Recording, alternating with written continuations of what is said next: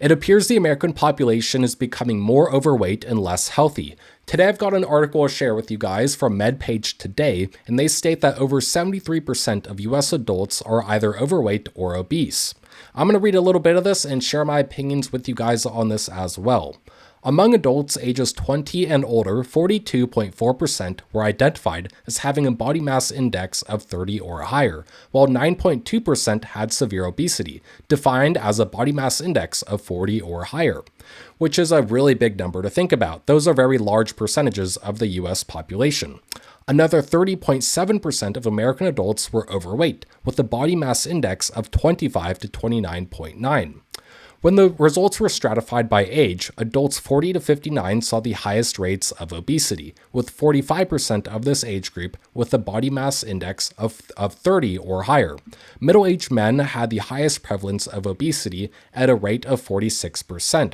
That's kind of interesting to think about, and you also think about what men between those age ranges between 40 to 60 are doing, and a lot of them are in the workforce today. And if you think about jobs way back then to today, I would say a lot more jobs are mostly just office jobs, for example, or where people just aren't really moving around enough to burn the excess calories that they're eating, leading to higher body mass indexes, which isn't healthy, but it's just part of the cultural trend and the changes in the world today, and especially here in America. Let's keep reading.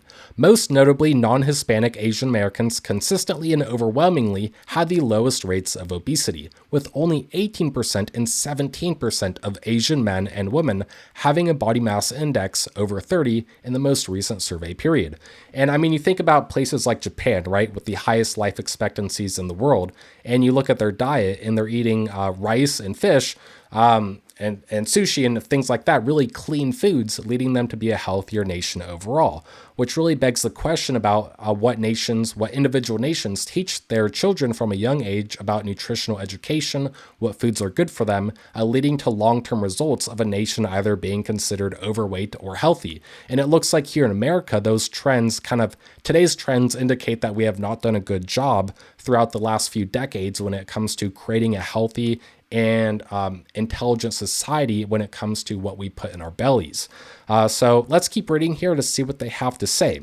On the other hand, Mexican American adults had some of the highest rates, with 51% of men and 50% of women with obesity. Similarly, 41% of non-Hispanic Black men had obesity, as did 57% of Black adult women. Although body mass index is widely used as a measure of body fat as a given body mass index level, body fat may vary by sex, age, race, and Hispanic origin.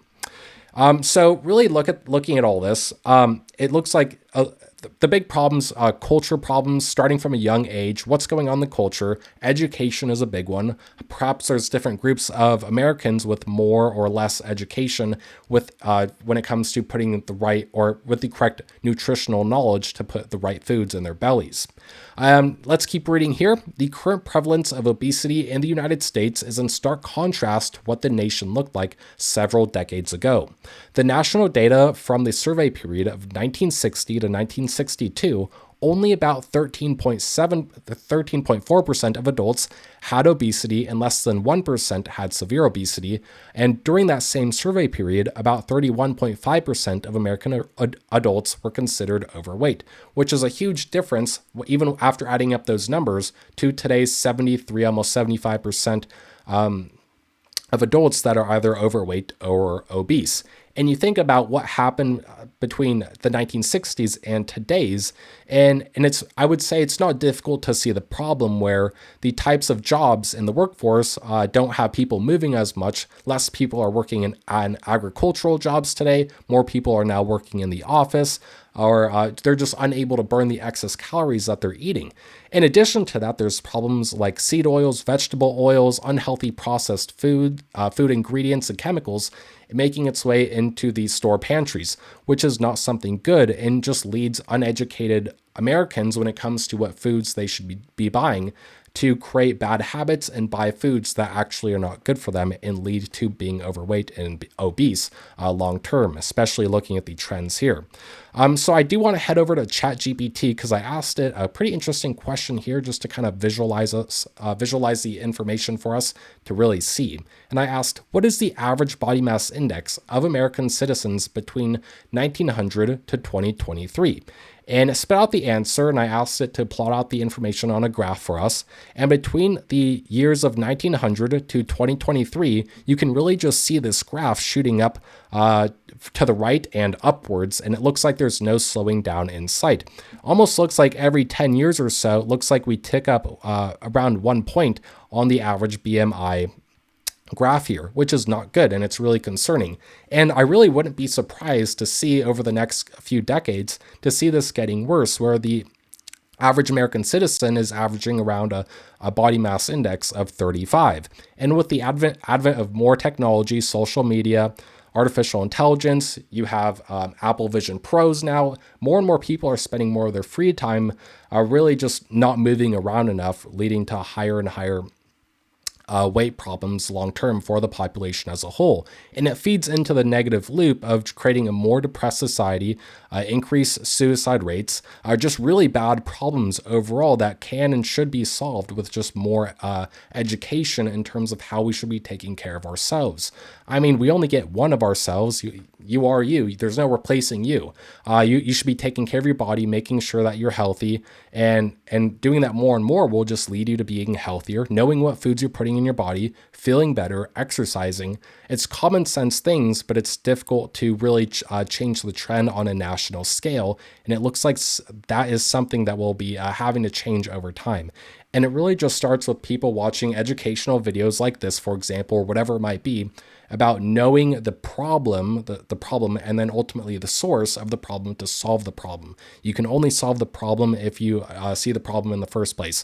So we just have to start thinking outside the box in terms of how do we change this whole trend. Because I mean, if we look at the food industry, you walk down inside of any grocery store and you look on the shelves, so much of it is processed foods. Even foods that appear to be healthy, you read the nutritional labels and they're adding natural ingredients or natural flavors, like I made a video on a few episodes ago, and those are really just addictive chemicals mixed in with who knows what compounds, leading or in very small potent doses makes food more addictive, causing people to eat more, for example. And that's just one problem. And when you stack up 5, 10, 15, 20, 100 different small little problems, leading up to large problems like a whole society becoming overweight and obese, just begs the question, what's really going on here and how do we solve the problem? But anyways, I just wanted to get you guys thinking, looking at the data, looking at the problem and thinking of ways to change it all. Or even for yourself, for example, just starting good habits here and there, helping others, educating them, even from a young age, middle age, old age, it doesn't matter. Just solving this problem one way or another is definitely going to be good for society as a whole long term, because as I see it now, it looks like the trend will not be changing anytime soon. In the next few decades is looking grim as well. Anyways, thank you all so much for watching. Be sure to like, comment, subscribe if you enjoyed this video. Thank you so much and see you on the next video. Bye-bye.